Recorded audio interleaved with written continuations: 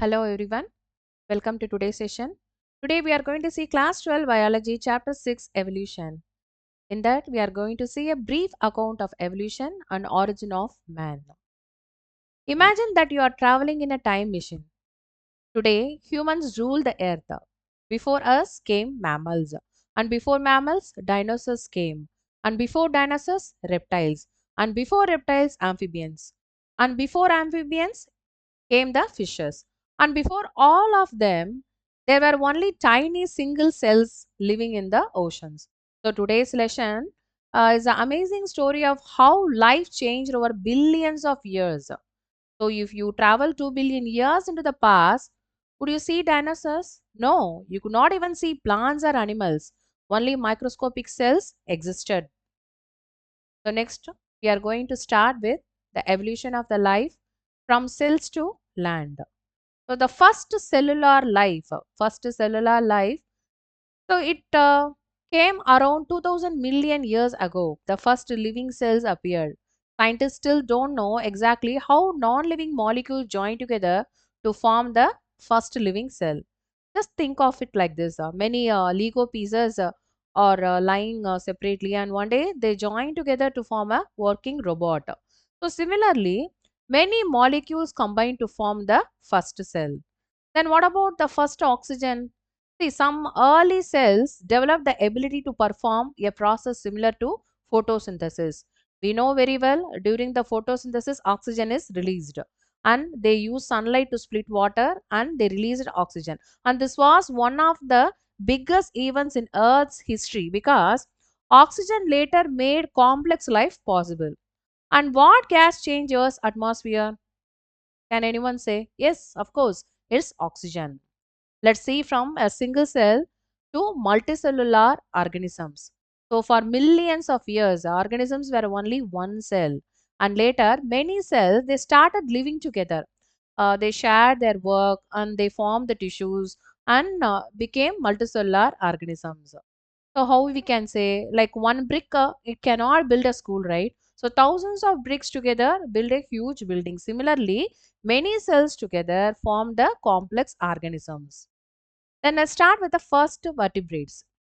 So around 500 million years ago, 500 million years ago, the first animals without a backbone appeared. Some examples like earthworm, jellyfish, starfish, snail. So invertebrate means they don't have a backbone. They are uh, backboneless, right? Okay. What about the first fish? So when it appeared, the first fish, so around 350 million years ago, jawless fishes evolved. So these were among the earliest vertebrates. And what about the plants? Plants nearly 320 million years ago, yeah, plants were the first organisms to successfully live on land. So before animals came onto land, plants had already spread everywhere. So what they provided? They provided oxygen, food, shelter for the future land animals.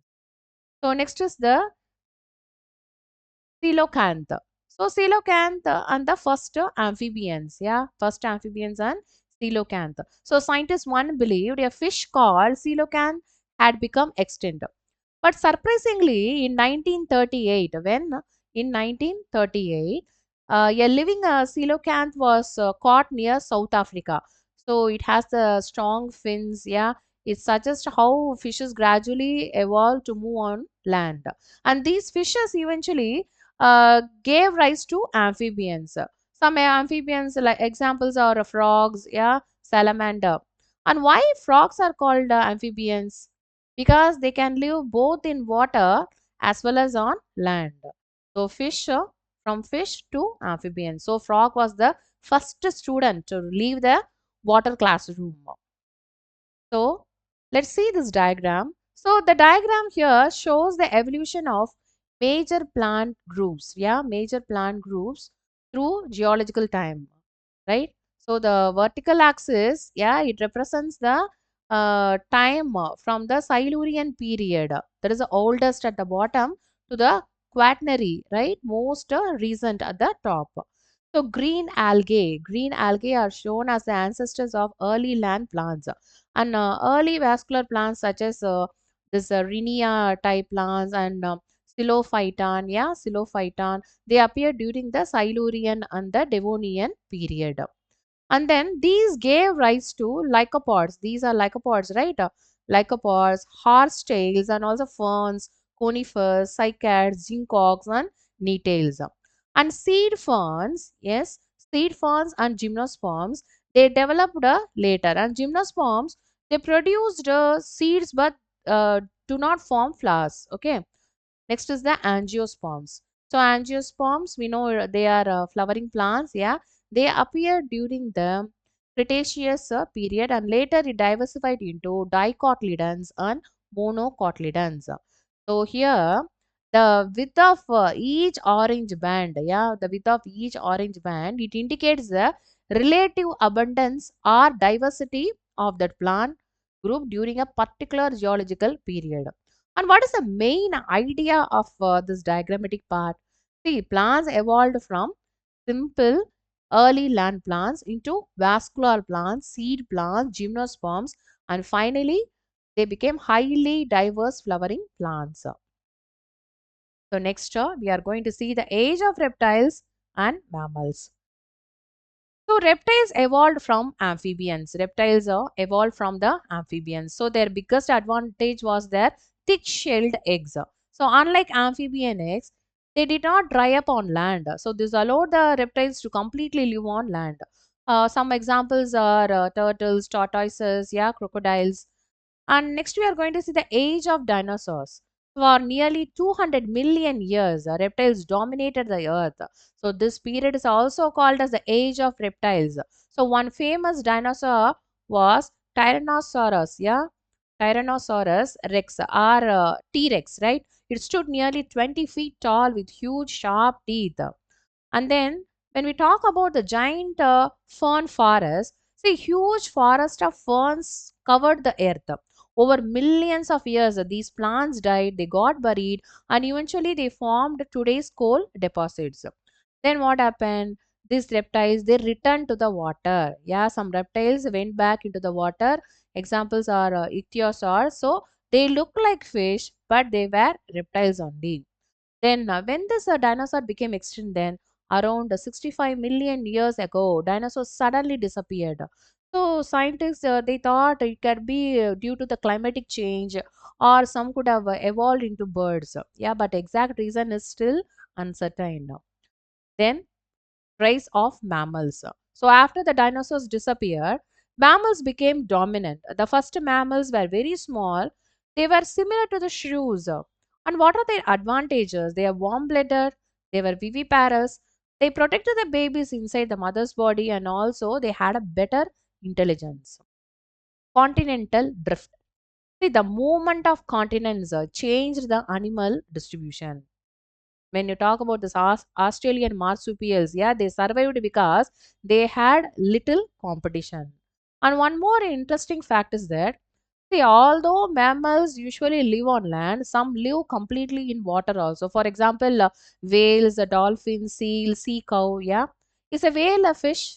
Can anyone answer? No, it's a mammal because it gives birth to young ones and feed them milk. So always remember reptiles ruled first, mammals ruled next. Yeah, let's see this diagrammatic part. Yes. So this diagram, this shows the evolutionary history of vertebrates through geological periods. So time is shown from the Carboniferous period. You can see here Carboniferous period about 350 million years ago at the bottom to the Quaternary. Yeah, Quaternary period. That's the present time at the top.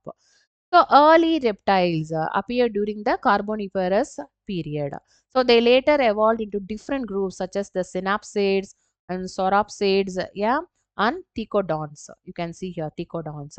So synapsids, yeah, they gave rise to mammals. They gave rise to the mammals, and then sauropsids they gave rise to groups of lizards. So these sauropsids they gave rise to groups of lizards, snakes, tartarus, yeah, and crocodiles. And the thecodons, yes, the thecodons they gave rise to dinosaur and later birds, dinosaurs and birds. And then some groups such as this the dinosaurs, therapsids, yeah, this therapsids, and also pelycosaurs. This pelycosaur it became extinct. All these things became extinct. This therapsids, even this dinosaur, these three things, yeah, it became extinct. Even this one, it became extinct. So the groups at the top, like this lizards, snakes, tartarus, and also crocodiles, birds, and mammals, they are still living today. So here the vertical line shows the evolutionary relationship. Yes, the vertical line shows the evolutionary relationship, while the width of the colored band, these colored bands are there, no children? Yeah, it shows the diversity or abundance of each group during that period. And what is the main idea of this diagram? Early reptiles, they diversified into many groups, and some became extinct while others evolved into modern reptiles, birds, and mammals which are seen today. So next we are going to see origin of man, early ancestor. So now evolution becomes even more exciting. How did humans evolve? We have a question, right? Yeah. So let's see this one, human ancestry, a timeline. So Dryopithecus and Ramapithecus. So these were ancient primates. So how many years ago? 15 million years ago. So these were ancient primates. And Dryopithecus more like more ape-like, and Ramapithecus more human-like. Both were hairy and they walk like modern gorillas. Yeah, and here the upright walking. So these, yeah, they came into existence the 3 to 4 million years before. And the fossils from the Ethiopia and Tanzania, they show early human-like primates walking upright, and walking on two legs was one of the biggest changes in the human evolution. And then Australopithecus, about 2 million years ago, they lived in East African grasslands and they walked upright, they used stone tools, and mostly they ate fruits. And next is the Homo habilis. So, Homo habilis means a handyman. Yeah, they are human like a being, and the brain size is 650 to 800 cc, and likely they are vegetarian. Okay, so who was called the first human like being? What's your answer? Yes, of course, very good. It's a Homo habilis. So habilis means handy, handy means they can use tools. So next we are going to see the Homo line to modern humans. So Homo erectus. So Homo erectus appeared about 1.5 million years ago. So they walk fully upright and brain was around 900 cc, and also they probably ate meat. And then Neanderthal man, yeah, the brain size was 1400 cc, and they used animal hides, they buried their dead and also lived in Europe and Asia. So this shows the development of social behavior. Next is the Homo sapiens. So Homo sapiens, the meaning is wise man. The origin is from Africa. Later they migrated to every continent, and modern humans they belong to Homo sapiens. And at last is the culture and the development. Here cave paintings about 18,000 years ago, human they created the cave paintings. A famous Indian example is a Bimbetka rock, yeah, Bimbetka rock shelters, which is in Madhya Pradesh. So this shows creativity and communication. And what about the agriculture? Agriculture, people, yeah, they started the agriculture 10,000 years ago. So they stopped wandering. They settled in one place and they began farming. They built villages and they even started a civilization. So human history truly began from here. And why agriculture is very important? We need food, right? So food production and also permanent settlements and also for growth of civilization. Yes. So we have come to the conclusion parts. Let's have a quick revision. So 2000 million years ago, first cellular life appeared. Some cells released oxygen, and 500 million years ago, invertebrates became abundant. Invertebrate means no backbone. Yeah, they became abundant. And 350 million years ago, jawless fishes evolved.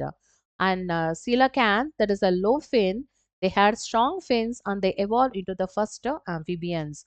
And the amphibians, yeah, they became the reptiles, and the reptiles laid thick shelled eggs that prevented drying. An age of reptiles. Yeah, what is that? Dinosaurs dominated Earth for about 200 million years.